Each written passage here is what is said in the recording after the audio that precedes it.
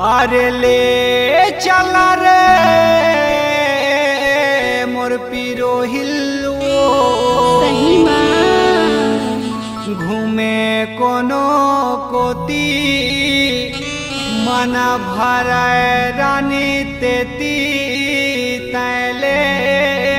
चलना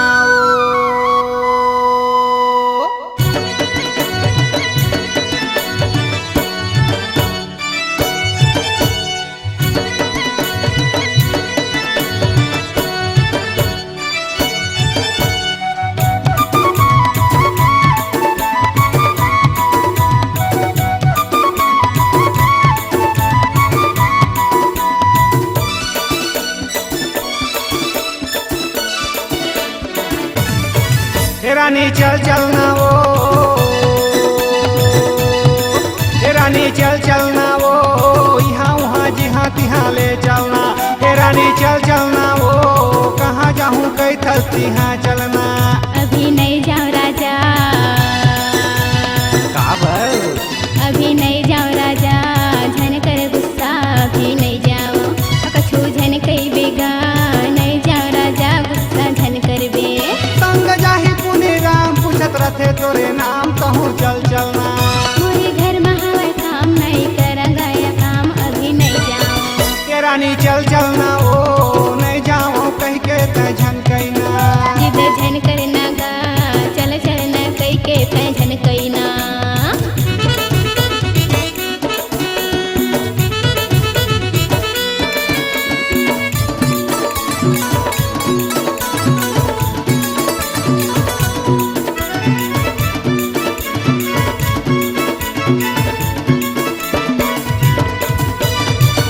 dam garden है आनंद ही आनंद है भलवा टिकरा गोरी चल जाओ ए रानी कछु बोल देना वो नहीं जाऊंगा राजा नहीं जाऊंगा काशी चुवाले बुकिंग है बोलेरो काका भतीजा जाही दोनों हीरो तितुन मकागा पुनी राम आही मंगल रही मर मजाक उड़ाही रायगढ़ को समनारा तोला दिखावत लाल कुमार डीजे ललेको बजावत बाबा धाम है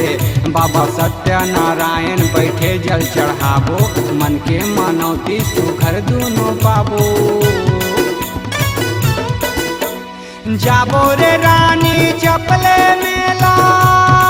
होते वो काली माँ के पूजा जामे गाँव होते कर्मा मेला नरियर के भेला चढ़ा लेबो ये चढ़ा लेबो अच्छा बसना झर मेला माँ गोरी तोला रे आओगे अमली पानी गुपचुप खवा दिहा रे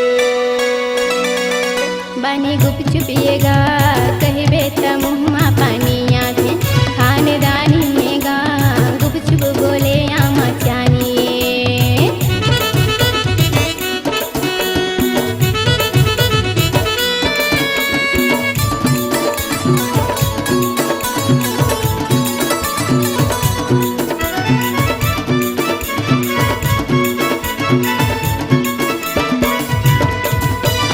नाग नगिन मेला ना गैला घुमा देते कर्मागढ़ मेला बता देते यहाँ